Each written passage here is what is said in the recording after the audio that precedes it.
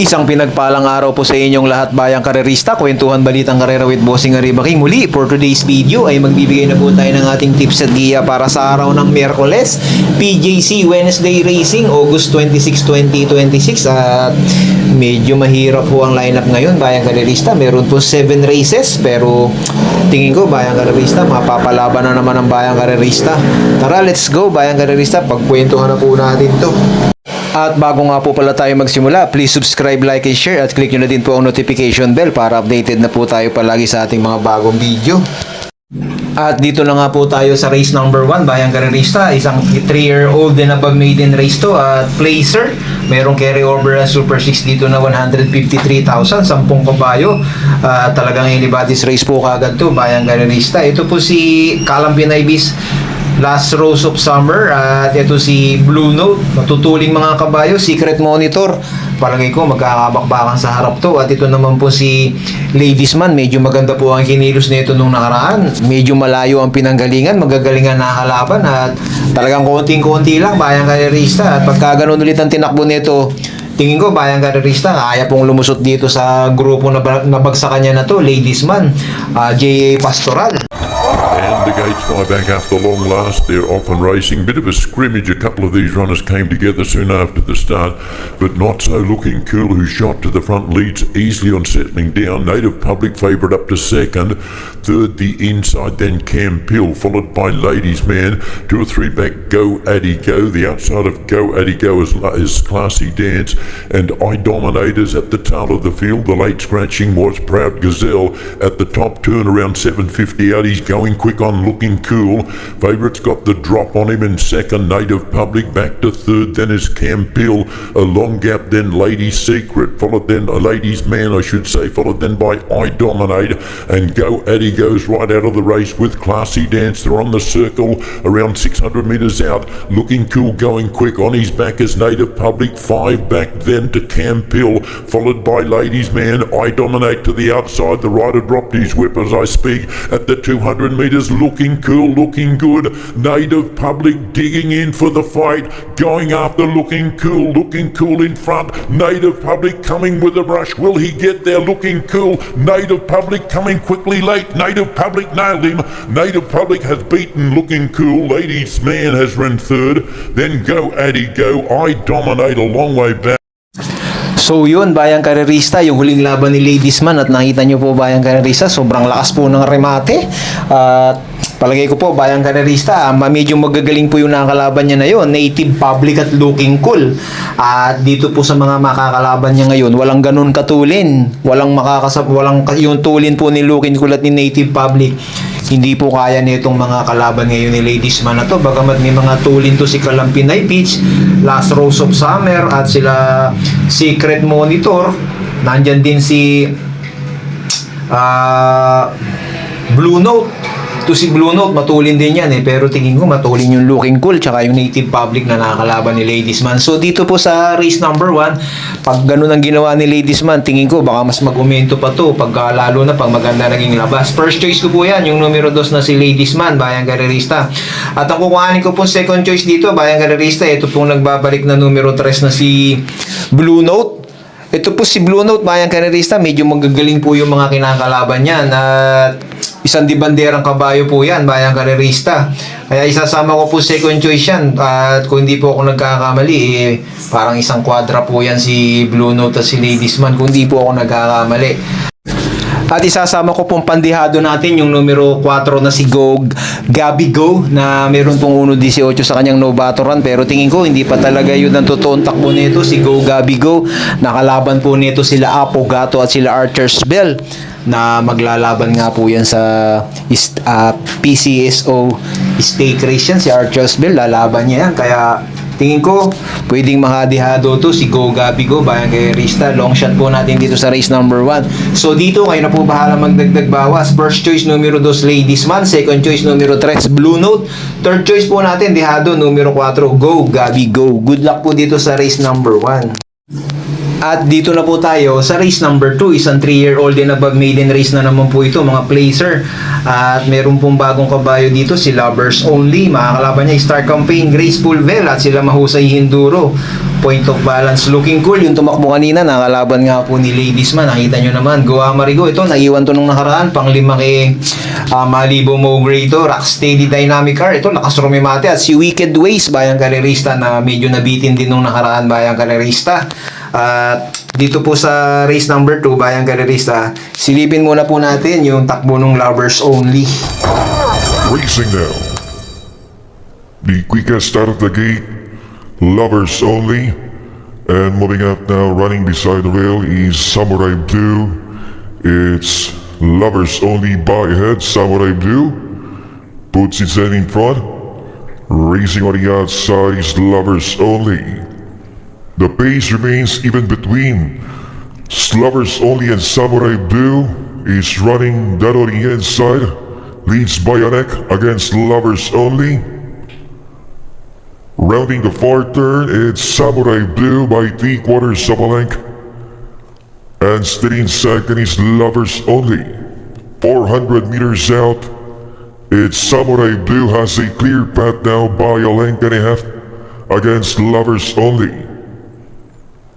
Around the final turn, Samurai Blue strides away by 3 to 4 lengths over Lovers Only. 200 meters left to go, it's Samurai Blue. And still keep coming is Lovers Only, but Samurai Blue is still in front. Samurai Blue wins by a length and a half over Lovers Only. Go and off and running after long last. Bossing Ray was a bit slower to stride. Coming out quickly, wide out was Graceful Bill. Pushing through in the centre though, Malibu Mo Grey is going to lead, taken on by Dance All Night. Up to third, Wicked Ways your favourite. Fourth, the inside, Last Rose of Summer. Then came Bossing Ray, who's midfield, the rail in that red cap. About 3 or 4 wide in that white jacket is Graceful Bill. And booting up underneath of Graceful Bill, Go Amari Go. Star Campaign is at the tail of the field as they run towards the 800 metres and start the circle. A line of 3 up front. It is in the centre or against the rail, Malibu Mo Grey. In the centre is Dance All Night, and 3 wide is your favourite Wicked Ways. About 4 back, Bossing Ray, hard ridden, but he's making steady ground. Last Rose of Summer came next, followed by Graceful Bill, and then Go Amari Go around the bend for home. Malibu Mo Grey the inside, taken on by the favourite Wicked Ways. Only fairly is Dance All Night running on, and then Bossing Ray. He's got a kick at the 200 metres. Malibu Mo Grey, and he darted away. Wicked Ways trying hard, but in front, Malibu Mo Grey, and too good. Malibu Mo Grey through the driving rain has beaten Wicked Ways. Then came Bossing Ray, Graceful Bill, Go Amari Go, Dance. So yun, bayang karerista, at mukhang mainam din ton si Lovers Only. Biglang gumalaw, nung ginalawan, biglang umariba, bayang karerista. At ito si Wicked Ways, medyo magaling yung nakalaban nung nakaraan, si Malibu Mowgray. Si Dynamic R, mabuting kabayo din yan. Lakas ng remate nung nakaraan niya kay Animo Magnolia, bayang karerista. At mayroon din pong 1.13 yan sa 1,200. Dito halos lahat sila 1.12, 1.13 ang mga datingan. Kaya napagandang laban po nito. Isang anybody's race talaga to. Si Point Balance, ganun din. Dito po sa laban na to, first choice ko si Looking Cool. Tingin ko parang mas bumubuti to bayang karerista sa kanyang nakaraang laban. Second choice ko po dito, tingin ko medyo madedehado pa to. Naiwanan lang nung nakaraan at parang uga-uga lang yung hinete nito nung nakaraan. Numero 7, Goa Marigo. Isang malaking dark horse po dito yan. Sa race number 2 si Goa Marigo, madedehado. At ang kukuhanin ko nga pong third choice, yung numero 1 na si Lovers Only. Isang anybody's race po ito, bayang karerista. Magdagdag po kayo dito, bayang karerista ha. Good luck po dito sa race number 2.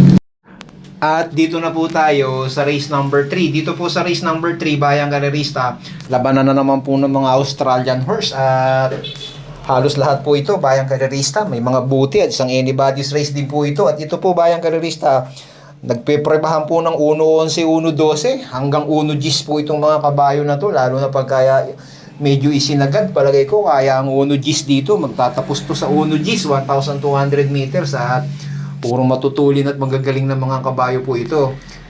Ito po si Winehouse, medyo nabitin lang din sa kanyang unang takbo nung nakaraan at palagay ko nakapagpagpag ng kalawang to. Nakalaban kasi nito si Lucky Gem at magagaling din talaga nakalaban nito si Winehouse, pero napaganda rin po ng itinakbo nito. He moves Up in third now is Winehouse, one of the favorite in Yellow Silks. In fifth position is a Watch Me Now, the favorite. Style and Profile in sixth. Second last is Frosty Raven, and Uno Magnifico is last of all by some 20 lengths to make up. Down the backstretch one, past the midway point now is Lucky Gem. It's Lucky Gem still the leader against Winehouse, now a very close second.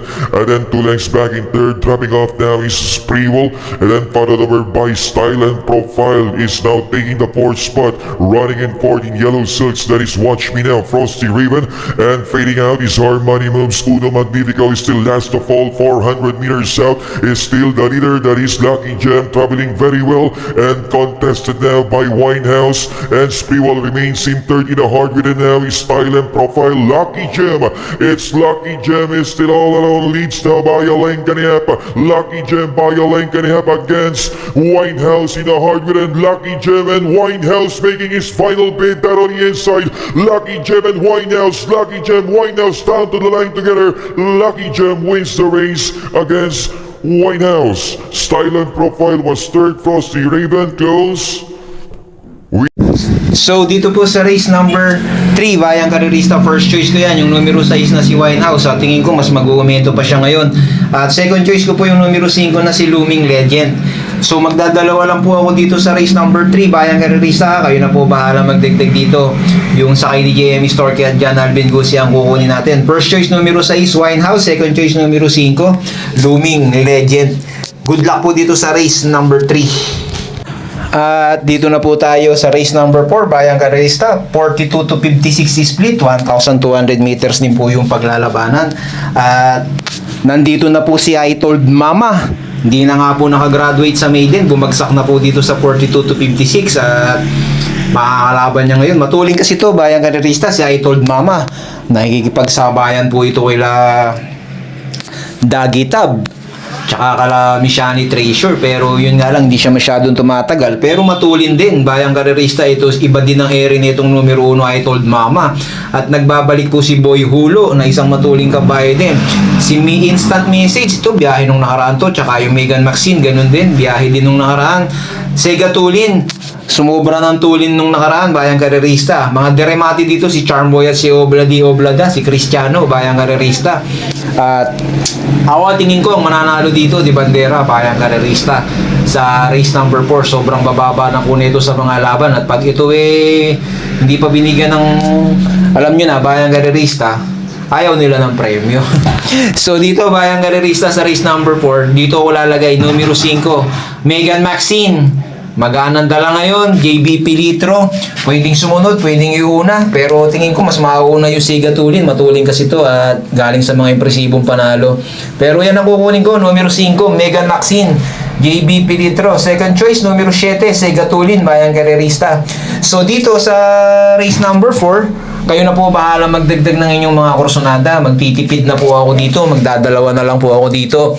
Sabi ko nga sa inyo, ang mga matutulin dito, I Told Mama, Megan Maxine, Boy Hulo, siya kasi Sega Tulin. Tapos reremate sila Obladi Oblada at si Charmboy. Pero dito na ako lalagay Megan Maxine, numero 5 at yung numero 7 na si Sega Tulin. Kayo na po bahala magdagdag bawas dyan. Good luck po dito sa race number 4.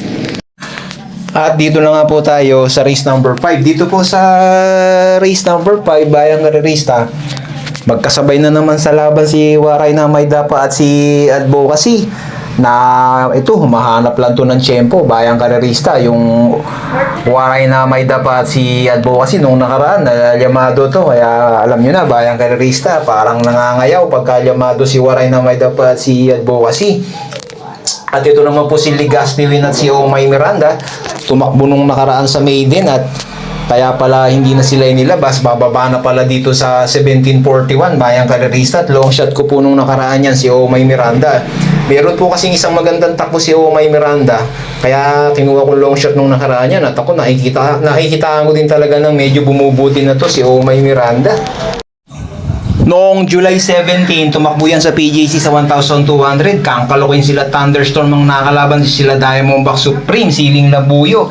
Pangalawa sa Bugaw si Omay Miranda pero nagtala po ng 115.6 at iyan po napanood ko noon, medyo bumandera tapos inurong po ng inurong, malakas ang laban. Oh My Miranda, 115.6 po yan. Pangalawa pa sa bugaw yan. So tingin ko pag inilabang, kayang mag 1.13, 1.14 nito si Oh My Miranda. So dito po sa race number 5, Bayang Karerista, tingin ko, ang medyo aragabyado lang yung numero 7 na si Apollo. Pero yung 1, 2, 3, 4, 5, 6, tingin ko, lahat po may mga tsamba. Yung numero 6 na si Islamdang, maganda na rin po ang kinikilos kay JT Pabilik niya. At dito, mababa na rin sa laban yan, Bayang Karerista. Si Sunshine June, ganun din. Medyo naungusan lang ni Ichi Holy nung nakaraan yan. Nagtala ng 1.14. Ligaspi win, may buti po yan, Bayang Karerista. Lalo na yan, 1,200. Pero dito ko lalagay sa numero 5 na si Waray na Mayda pa. First choice ko po yan. At second choice ko nga po yung numero 4 na si Advocacy Jaime R. Villegas. At isasama ko nga po third choice ko yung numero 3 na si Oh My Miranda, AJ Esteban. At isasama ko po yung numero 2 na si Ligaspi Win, pang fourth choice. Mag-aapat po ako dito, Bayang Karerista. Ayokong iwanan to. Pero sa mga gustong magdalawa, 5-4. Sa malalakas ng loob, pwede na to. Pero ako, isasama ko yung 2-3.